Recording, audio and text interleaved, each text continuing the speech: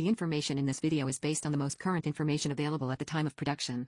While affordable safety training works hard to make sure these materials are current, the employer has sole responsibility for compliance with all laws, regulations, and standards. This video is sold with the understanding that AST is not providing professional or legal advice. Employers should have a reliable source for current regulatory information and best practices.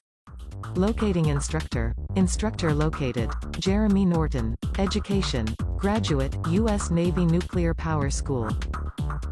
OSHA 10 and 30-hour instructor. Certified Safety Specialist, University of Washington.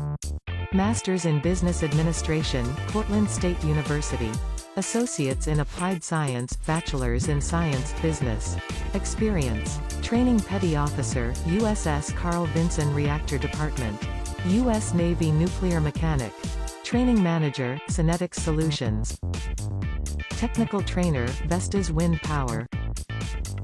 North American Training Manager, Iberdrola Renewables. Founder and President, Affordable Safety Training LLC.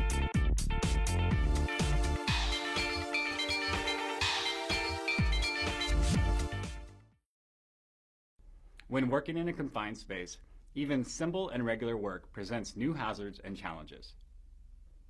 In this course, we will cover the definition of confined space and permit-required confined space, the hazards of working in confined spaces, atmospheric hazards and testing, roles and responsibilities of the confined space entry team, the permit-required confined spaces administrative responsibilities, the confined space entry procedure, responding to emergencies, and more.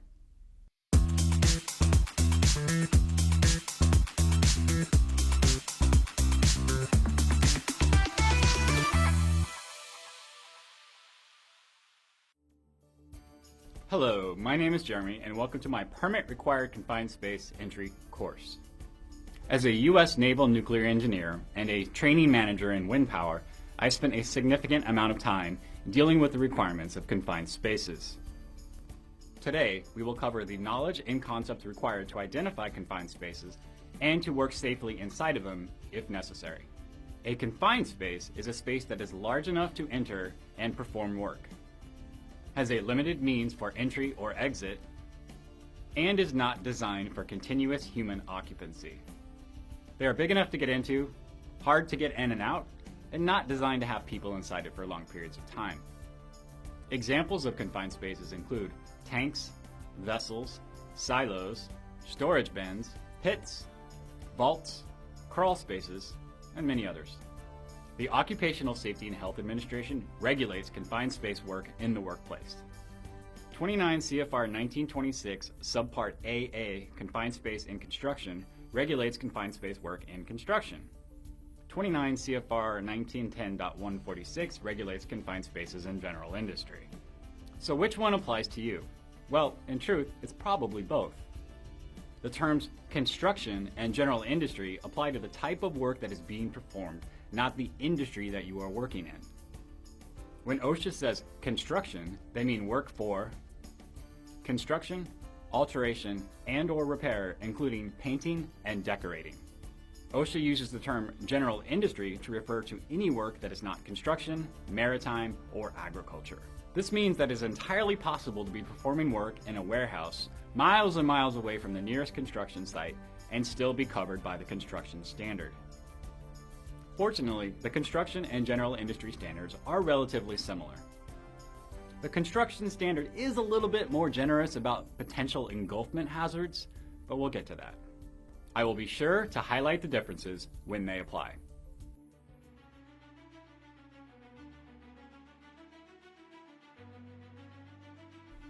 OSHA has 4 hazard categories for confined spaces.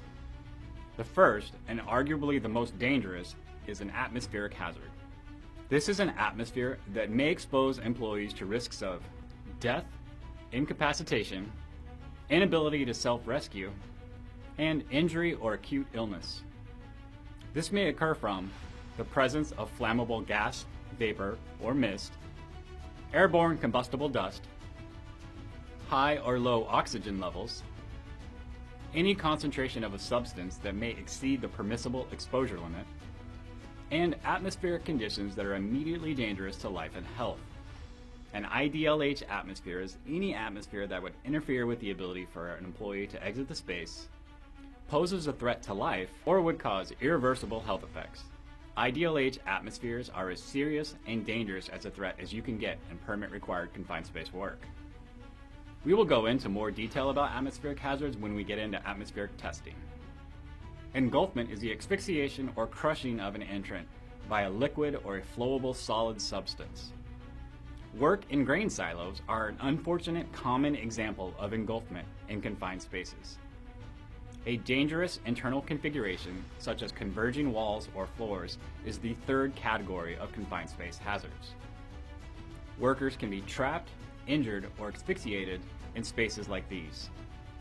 The fourth and final confined space hazard category is a catch-all, and it simply says, any other recognized serious safety or health hazard. This could be an electrical hazard, a fall hazard, a chemical hazard, really anything that could harm the entrant. Is it hot in there? Heat stress can also be a hazard.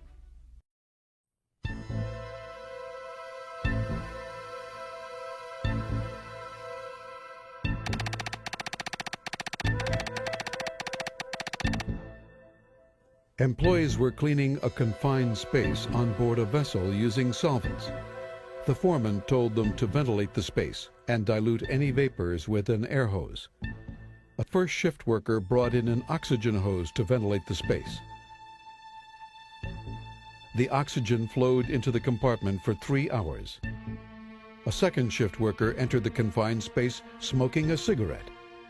He threw the cigarette to the deck and it began to burn like a candle. When he stepped on the cigarette, his shoe and pant leg caught fire. The oxygen-enriched atmosphere caused the fire to increase rapidly, and he was quickly engulfed in flames. He died as a result of the burns he received.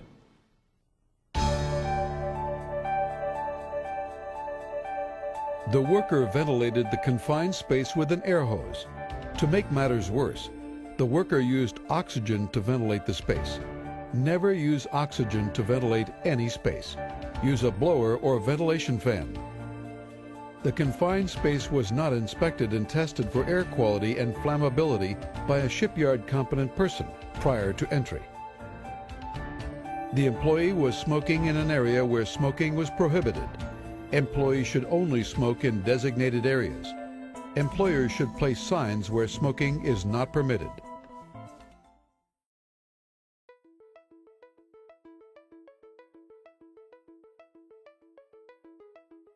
All right. So we've learned about confined spaces, which are large enough to enter, have limited entry and exit, and are not designed for continuous human occupation. We've also covered the 4 classifications of hazards, which are atmospheric hazard, engulfment hazard, dangerous configuration, and any other serious hazard. So let's put these 2 together. If you have a confined space, and you have an identified hazard in that confined space, that is a permit-required confined space, which means you need an authorized permit for entry. The employer must survey all confined spaces under their control and determine if any of these confined spaces are permit required. Now, if you are working under the construction standard, this survey must be done by a competent person. A competent person is one who is capable of identifying existing and potential hazards in surroundings or work conditions that are unsanitary, hazardous, or dangerous to employees, and who has the authority to take prompt corrective action to eliminate these hazards. So a competent person understands and can identify hazards and has the workplace authority to correct them. All identified permit-required confined spaces must be labeled with a danger sign that reads, "Danger, permit-required confined space, do not enter." Now, if the employer decides that their employees will not enter permit-required confined spaces, they must lock, secure, or otherwise prohibit entry into these permit-required confined spaces. If the employer decides to not allow employees to enter permit-required confined spaces, they don't need a permit system or a confined space entry program. They just need to make sure that they maintain an accurate inventory of permit-required confined spaces, that they're secured or locked, and employees know not to enter them. If workers will be entering permit-required confined spaces, the employer must develop a written confined space permit entry program. This program must include the proper means, procedures, and techniques for safely entering permit-required confined spaces. This includes things like identifying and evaluating hazards, entry means, procedures, and practices, acceptable entry conditions, managing hazards in the space, atmospheric testing, ventilation, communications, and more. 29 CFR 1910.146 Appendix C has a great sample permit-required confined space entry program that you can check out. The entry permit is a document that details the proper procedures, equipment, and conditions that are required to safely enter a permit-required confined space. The permit must contain what is being entered and why, the date and duration of entry, the individuals involved in the entry operation, the hazards and the measures for controlling them, acceptable entry conditions, the results of initial and periodic testing, rescue and emergency procedures, means of communication, required equipment, any additional necessary safety precautions, any additional required permits, such as hot work. Every permit-required confined space requires an authorized permit prior to entry. These permits document the entry operation and must be kept for at least 1 year after they are canceled. Canceled is just the word they use for closing out the permit. Now please note, these documents are created, authorized, and retained by the employer. I know that when you hear the word permit, it sounds like you're getting some sort of authorization from some outside body. That's not the case. There is no regulatory body that signs off on them. You don't go to the DEQ, you don't go to the DMV, and you most certainly do not email them to me. Although I do get that phone call or email about twice a week. There is also no official permit form. As long as it contains the required information, it will be a valid permit. I've written them out by hand on a blank sheet of paper when I was up a tower and an hour away from the shop. As long as it contains the required information and is authorized by the employer, it will be valid.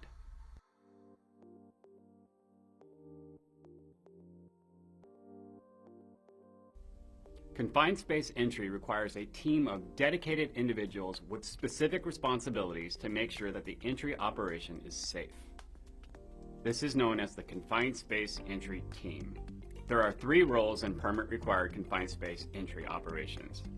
There's the entry supervisor, the attendant, and the authorized entrant. The entry supervisor is the person that is responsible for verifying that the entry conditions have been met for a safe entry operation.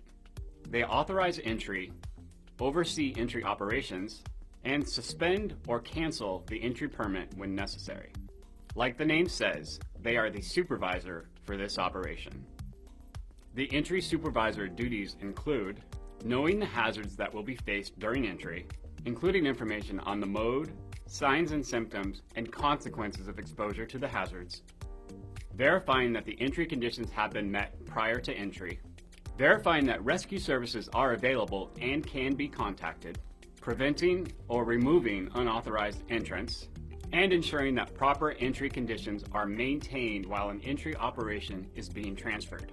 So they authorize the entry, they supervise the entry, and they cancel the permit when the entry is complete. Now the entry supervisor can actually play dual roles. They can be an entry supervisor and an attendant, or they can be an entry supervisor and an entrant. When I was in wind power, we worked in pairs, so I often played the role of both the entry supervisor and the attendant. The attendant is stationed outside one or more permit entry spaces who monitor the authorized entrance and perform the other responsibilities of an attendant. The attendant knows the hazards of the space, monitors the work evolution for any issues, and, when necessary, orders an evacuation. Attendant duties include knowing the entry hazards, understanding the symptoms of hazard exposure, keeping track of the authorized entrance and making sure that no unauthorized persons enter the space, remain outside the space unless relieved by another attendant, maintains communication with entrants, orders an evacuation of the space when necessary, summons rescue services or performs non-entry rescue, and perform no other duties that may distract from their attendant responsibilities. The attendant is the eyes and ears of the work operation. Their purpose is to monitor the space and alert anyone if a hazardous condition develops. An authorized entrant is somebody who is authorized by the employer to enter a permit-required confined space. That's it. They are trained and authorized to enter the space. This does not mean that they are authorized to perform work in the space. That is its own thing. If there will be welding in the permit-required confined space, you need a hot work permit and the entrant needs to be a trained welder. If they are doing electrical work, they need to be trained on electrical safety and understand the hazards of electricity. Being an authorized entrant just means you're authorized to enter the space. You may require additional training depending on what actual work is being done in that space. The authorized entrant must know the hazards of the space and the signs of exposure, use the provided equipment properly, maintain communication with the attendant, alert the attendant when a hazardous or prohibited condition develops, and evacuate the space when necessary or when ordered to. Okay, a few tips about the entry team. First, as I mentioned earlier, dual responsibilities can be assigned. The entry supervisor can also be an attendant or also be an authorized entrant. This can be really helpful when you only have 2 people available for the evolution. The attendant and the entrant can swap duties. Working in permit-required confined spaces can be hot and tiring. The entrant can exit and assume the role of the attendant, and the attendant can go inside the space as an authorized entrant and take a shift. Attendants, remember, it is your responsibility to monitor the conditions of the space and the health of the authorized entrant. Monitoring the conditions of your phone is a sure way to get fired.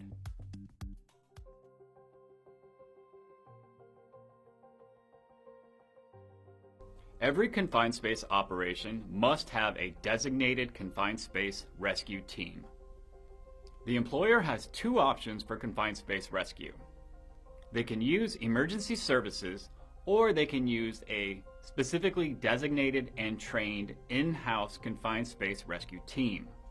Planning to use 911 as your rescue option is an acceptable and commonly used rescue practice.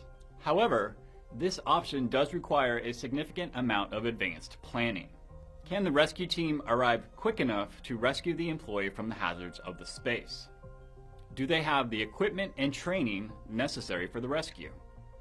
Have they had access to the space or a similar space to plan and practice rescue? If you are planning on using emergency services for rescue, you must make sure that they are available during the time the work is being done and that they have the capability of performing the rescue. Now, how do you know if emergency services can perform this rescue? Well, I usually just walk on down to the nearest firehouse to the project and knock on the front door. They usually have the answer, or if they don't, they can point me in the right direction. Employee-provided rescue is also an option. This is often used if the emergency service aren't close enough to perform rescue, don't have the technical ability, or the rescue itself is rather simple and can be done by employees. If an in-house rescue team is used, they need to understand the use of required personal protective equipment, be able to perform designated rescue duties, be trained in first aid and CPR, and have practiced a rescue in at least the last 12 months. Now, in either scenario, employee-provided rescue or emergency services-provided rescue, they must have had the opportunity to practice a rescue in that type of space. It is the responsibility of the entry supervisor to verify that a rescue plan is in place and that the rescuers are trained and available.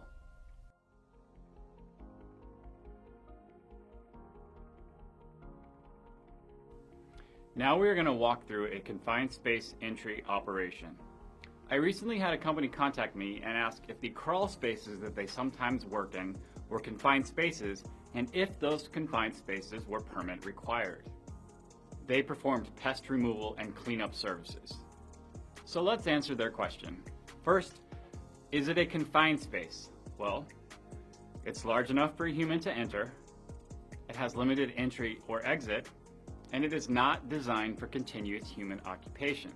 So it's definitely a confined space. Is it permit required? Does it have a hazardous atmosphere?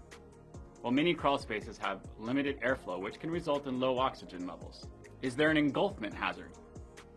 Well, not usually, but in some low-lying spaces, like for instance flood zones, engulfment could be a possibility. Does it have a hazardous configuration? Well, it is possible for a worker to get trapped in a crawl space, so the answer to that is yes. Are there any other serious hazards? Potential exposure to animal waste introduces the hazards of exposure to Salmonella, Leptospirosis, and hantavirus. So it is a confined space, and it does have serious hazards. Therefore, it is a permit-required confined space. Let's get started by preparing for the entry operation. A good place to start is to have the entry supervisor review canceled permits for the space or similar spaces. That way you can see what has worked in the past and what may have caused some trouble. You also want to see if there is any way that this work can be done outside of the confined space. In this scenario, employees must enter the crawl space, identify and remove contaminated animal waste, and patch up any access holes. So this work will require entry. Next, you can check if you can reclassify the space as a non-permit required space. Reclassifying a permit required confined space to a non-permit required confined space involves just simply eliminating the hazards inside the confined space. You may be able to do this from outside the confined space, like flipping a breaker and electrically isolating a circuit board. You can also perform a permit required confined space entry, eliminate the hazard, and then exit, and then reclassify the space. This will allow you to just perform the work normally. A reclassification of a space from a permit required confined space to a non-permit required confined space requires written documentation. The documentation must include an explanation of how the hazard has been eliminated, the date, the location of the space, and the signature of the person making that determination. If you are performing work under the construction standard, this determination must be made by a competent person. If you can't perform the work outside of the space or reclassify the space, then you need to do an entry operation. And with that, we need to create an entry permit. The entry permit will include work operations, identified hazards, personal protective equipment, atmospheric testing requirements, rescue requirements, and more. Everything you need to safely plan and execute the evolution. By creating that document first, you can use it as a checklist for the work. Now, we need to gather the equipment we will need for the entry operation. This will include lighting, communications equipment, atmospheric testing equipment, ventilation equipment, personal protective equipment, barriers and shields, rescue equipment, the safety data sheets for any potential chemical exposure, and more. If you are performing work under the construction standard, you may need an engulfment monitoring device. The construction standard gives a little bit of leeway as to handling the hazard of engulfment exposure. They know that in some instances, like sewer work, it's not possible to eliminate the hazard of engulfment. So it allows for employers to place an engulfment monitoring device upstream of the work that will alert employees if there is an engulfment hazard headed their way. Now, as part of our preparation, we need to alert the other people on site that may be affected by this confined space entry operation. In general industry, it is the responsibility of the host employer to inform the contractor of the hazards of the confined space and the procedures required to work safely in them. They also need to inform other workers on site so that simultaneous work does not present a new hazard or interfere with other work. In construction, the idea is the same, but the terminology is a little bit different. The controlling contractor has overall responsibility for the confined space work and must coordinate with the host employer on hazards and entry. Before we start on actual access of the space, we need to notify the confined space rescue team. If you are using emergency services, Notify them that the work is beginning. If at any time they are unavailable to provide rescue, the work needs to be rescheduled or they need to use another rescue option. Okay, the permit is ready and authorized. We have the necessary equipment on hand. We've notified all the affected workers and contractors, and we have notified the rescue team. It's time to remove the cover. Removing the cover could be hazardous, but we reviewed the old permits, the space evaluations, so we know what the hazards are. Those hazards need to be eliminated before opening the cover. This may include draining or depressurizing a tank, opening a vent or relief valve, stopping equipment, or isolating hazardous energy. In the example of the crawl space, we know this cover can be safely removed. While the cover is removed, temporary barriers should be erected to prevent employees from accidentally entering the space. After we carefully remove the cover, we need to ventilate the space. The goal is to provide enough airflow to push out the hazardous atmosphere and provide a continuous flow of clean air. The employer and the entry supervisor must create a ventilation plan for the space. Every confined space ventilation procedure will be a little bit different, but we'll cover the basics here. Check to ensure that your ventilation has a clean supply of fresh air. If you are in an area with vehicle traffic, you don't want to pump carbon monoxide into a confined space. Make sure that you have a reliable power supply to ensure that the fan continues to run. Does the ventilation system have a sufficient flow rate for the hazard? The longer the ducting, the more resistance there is to airflow. A good rule of thumb is to provide an additional inline blower for every 3 sections of 25-foot ducting. Now we need to purge the space. 7 total changes of air in the space is a common thumb rule for ventilation. If you know the flow rate of your blower and the cubic feet of the space to be entered, you can calculate how long you need to run the system for it to be sufficiently purged. If any type of toxic gas is detected, add 50% to that time.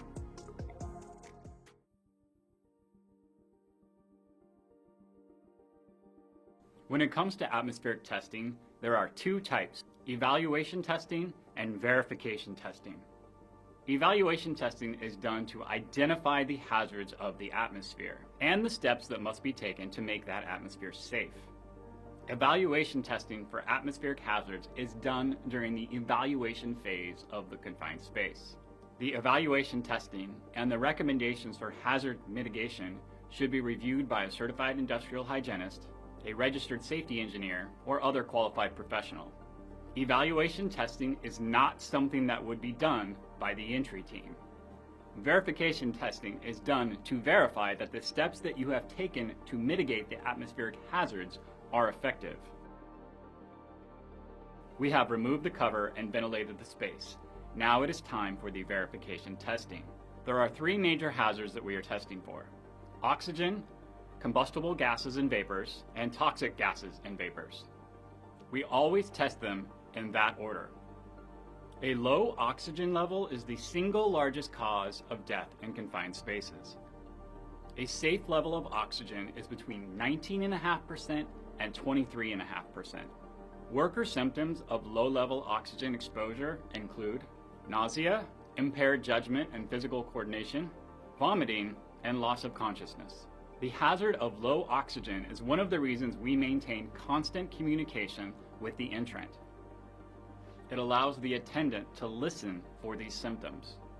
When you get a low oxygen level, it often means that the oxygen has been displaced by other hazardous gases. High oxygen levels can make a space susceptible to fires and explosions. If you find a high oxygen level, it is usually because there is some sort of organic or biological process that is happening that is generating excess oxygen. Next, we check for combustible gases and vapors. This may include methane, gasoline, acetylene, or other flammable gases. Most detectors use a catalytic bead sensor for this purpose. When a combustible gas comes in contact with it, it oxidizes and produces heat. This heat changes the electrical resistance of the bead. Combustible gases on a meter are usually shown as a percentage of the lower explosive limit. The lower explosive limit is the lowest concentration of gas that will ignite when exposed to ignition source. A reading of 15% does not mean that the gas has an atmospheric concentration of 15%. It means that it is at 15% of the level needed to ignite. OSHA does not have specific guidelines on the lower explosive limit. OSHA does, however, list 10% of the lower explosive limit to be a hazardous atmosphere. The final test is for the presence of toxic gases and vapors. The evaluation testing will determine what gases you need to test for, and they will be listed on the permit. The exposure limits for these gases will also be listed. The exposure limits will be taken from either the safety data sheet or the safety professional that did the evaluation. Toxic gases and vapors are usually listed as parts per million. It is important to note that most 4-gas detectors include carbon monoxide and hydrogen sulfide for their testing. If other toxic gases are present, you will need a detector that is specific to that type of gas. Before we move along, I want to bring one thing up. And I really kind of hate to do it because it's a little bit of inside baseball, but I want you guys to be safe. OSHA permissible exposure limits are not reliable. They are the legal levels of exposure, not necessarily the safe levels of exposure.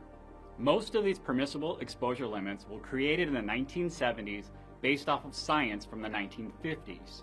Here's an example. Toluene is used in paint thinners. The OSHA 8-hour time-weighted average for exposure to this chemical is 200 parts per million. The American Council of Governmental Industrial Hygienists recommends an exposure limit of 20 parts per million. That's 10 times less. Fortunately, the ACGIH limits are listed on the safety data sheet. So just remember, legal levels and safe levels aren't necessarily the same thing. At this stage, the purpose of atmospheric testing is not to determine what atmospheric hazards are present in the space. That should have already been done during evaluation testing.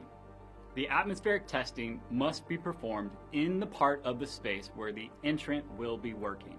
Gases and vapors have different densities and can settle out in different layers. A sample in one portion of the space may not fairly represent other locations in the space. So make sure you test at the physical location where the people will actually be working. There is an exemption in the confined space entry rules that involve atmospheric testing and ventilation. If the employer can prove that the atmospheric hazard is the only hazard in the space and that that atmospheric hazard has been removed with ventilation, you can be exempted from many of the permit required confined space entry requirements.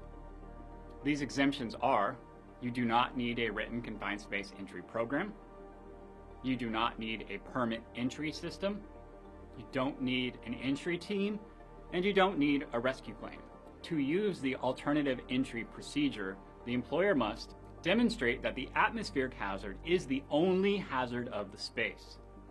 Demonstrate that forced ventilation alone is sufficient to eliminate that hazard. Have supporting documentation that employees can review that prove that the alternative entry procedure is safe, and that entry is done under the remaining requirements of the section. Those remaining requirements are: any conditions that may make it unsafe to remove the cover are eliminated. The entrance is protected with temporary barriers. Continuous forced air ventilation is used. Periodic testing is done to verify that the ventilation system is working properly. The employees leave the space if an atmospheric hazard is detected. The employer must provide documentation that the alternate entry procedure requirements have been met and the required safety precautions are being followed.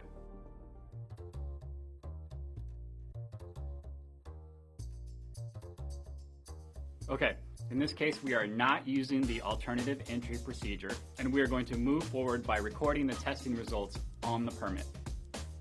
Let's check the permit for atmospheric monitoring requirements. How often should atmospheric monitoring be performed? Are there any alarms required? The cool thing about a lot of these gas detectors is that they're wearable and they come with their own alarm system. See, on my gas detector, you can remove the sampling hose and just clip it to your belt. Make sure it is fully charged, and then you have a monitoring system and an alarm system with you in the space. Before you enter the space, review the safety data sheets for any gases or chemicals you may encounter while in there. That includes the chemicals and cleaners you may be using while you are in the space. All members of the entry team must be familiar with these safety data sheets. Pay particular attention to symptoms of exposure, exposure limits, required personal protective equipment, first aid requirements, and spill control measures.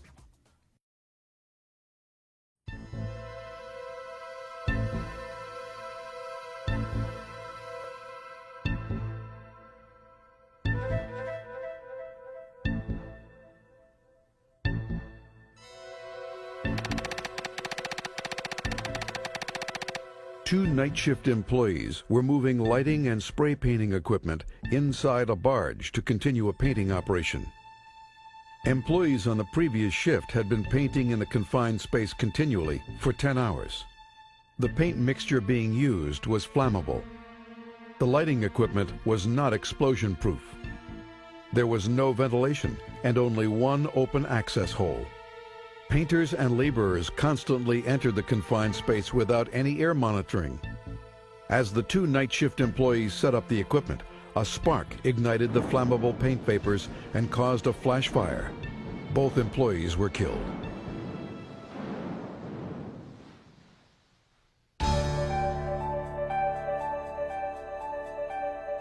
Sufficient ventilation would have kept the concentration of flammable vapors below 10% of the lower explosive limit.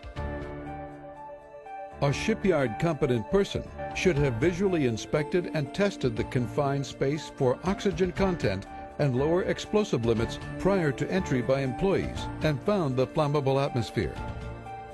There should be no plugs or electrical connections within 50 feet of hazardous atmospheres and painting operations.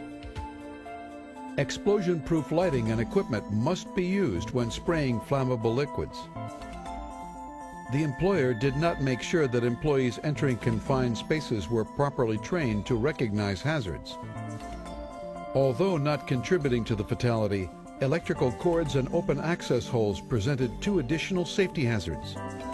Electrical cords and painting hoses should not be in the way of workers using the ladder. Clear interference with ladder access as much as possible. Open access holes in decks should be adequately guarded to prevent employees from accidentally falling down them.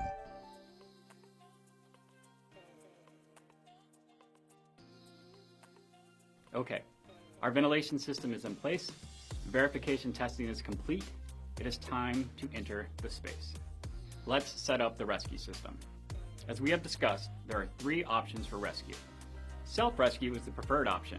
A prohibited condition is identified either by an alarm, the entrant, or the attendant, and the attendant quickly exits the space. Self-rescue usually involves the use of continuous monitoring and an alarm system. This allows the entrant to be notified of a hazard and exit the space before that hazard becomes dangerous. This is the preferred option, but you still must have a backup to this in the event that the entrant cannot exit. Non-entry rescue involves using rescue equipment to retrieve the entrant from the space without the rescuers having to enter the space. The most common version of this is the tripod and the rescue harness. This allows you to use a winching mechanism to remove the entrant from the space. In some spaces, especially ones that are long and narrow, you may want to use a wristlet or an anklet to connect the employee to the rescue system. Entry rescue, for obvious reasons, is the last resort for confined space rescue. Improper entry to rescue an employee is a very common cause of confined space fatalities. Remember how we talked about having confined space rescue teams practice within at least the last 12 months? Now is a great opportunity. Once the space is safe to enter, why not start with a rescue practice? This will ensure that everyone understands the rescue plan and will give the rescue teams time to practice. The entry supervisor must verify all rescue requirements are met before allowing the entry. Install the warning signs and barriers to prevent unauthorized access to the work area.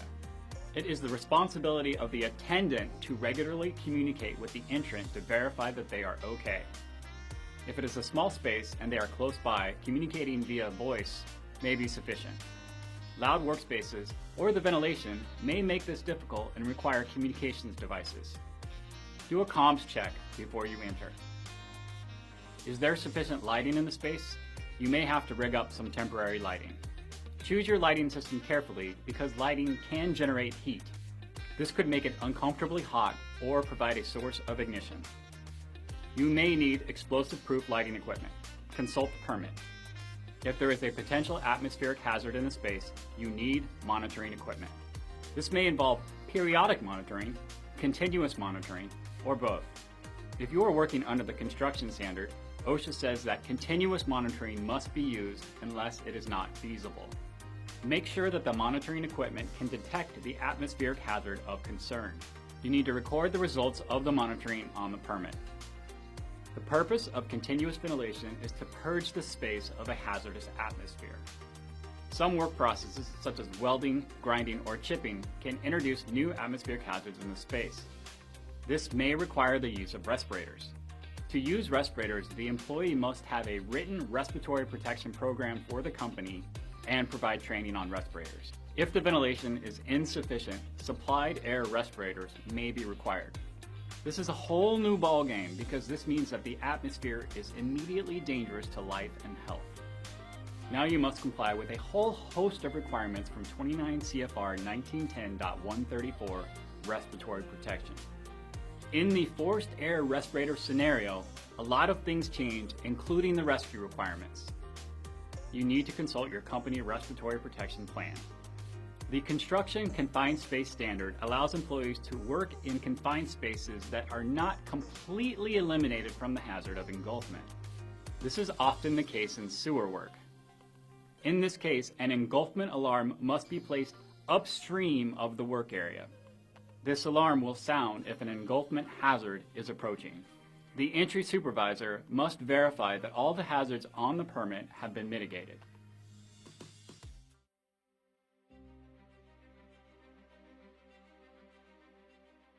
Frequent communication is the easiest way to verify the health of the entrant and the success of the work processes. Slurred speech or just general confusion can be a sign that they have been exposed to a hazard. It is a good practice for an entrant just to say out loud what it is they're doing. This way the attendant can track both the work process and the health of the entrant. The attendant must keep track of people entering and exiting the space. Before you start the actual work, do an inspection of the inside of the confined space. Make sure that the conditions match the conditions required on the permit. If you find an unexpected hazard, unexpected tools or mess, unexpected work processes going on in the space, exit the space and let the attendant know. It's time to get started on the work in the space. It is important that the work that you are doing goes in accordance with both the work procedure and the entry permit. If you discover a problem that requires troubleshooting, this troubleshooting may introduce a new hazard to the space. This is exactly what happened to the workers at Excel Energy. But the workers immediately encountered problems. The epoxy was not adhering evenly to the surface. The workers flushed the hoses and spray wands with MEK each time a problem arose. But despite their efforts, they could not get the epoxy to adhere evenly. An RPI foreman decided to clean and remove the sprayer from the penstock. The crew began cleaning out all of the equipment and hoses using MEK. A worker brought in more of the flammable solvent to aid in the cleaning. Some workers noticed the strong odor of MEK as the vapor spread through the work area. At approximately 2 p.m., the vapor was ignited, most likely by static electricity inside one of the spraying machine hoppers. A flash fire erupted. Burning solvent burst from the hopper onto a nearby worker, catching his sleeve on fire. The flames spread quickly, engulfing the open buckets of MEK nearby.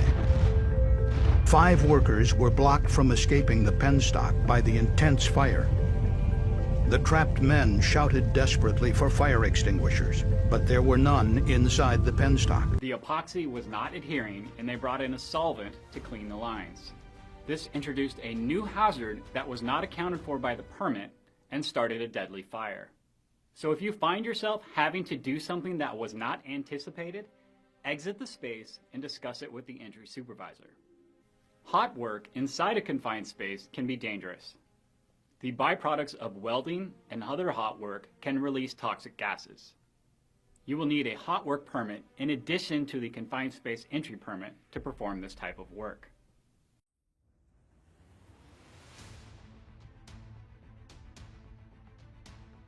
The entrant must notify the attendant and exit the space when a prohibited condition is detected, warning signs or symptoms of exposure are detected, an evacuation alarm is activated, an order to evacuate is given by the attendant or the entry supervisor. The attendant must order an evacuation if behavioral effects of hazard exposure are detected, the attendant notices a hazardous condition inside or outside the space that could affect the entrant, or if the attendant can no longer safely perform their duties. If there is any sign that the entrant cannot exit the space safely, the attendant must notify the rescue team and initiate the rescue plan.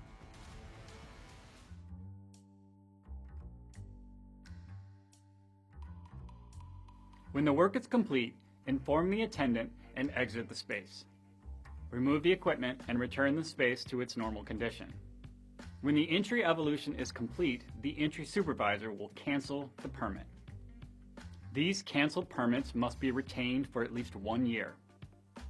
This allows for periodic review of the effectiveness of the permit-required confined space entry program and can be used as a reference on future entries.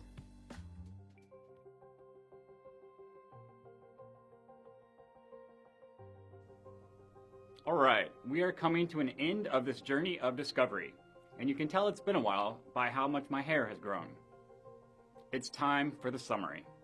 A confined space is large enough for a person to enter, has limited entry or exit, and is not designed for continuous human occupation. A confined space becomes a permit-required confined space if it has a hazardous atmosphere, it has a dangerous internal configuration, engulfment hazards exist, or any other serious hazard is present.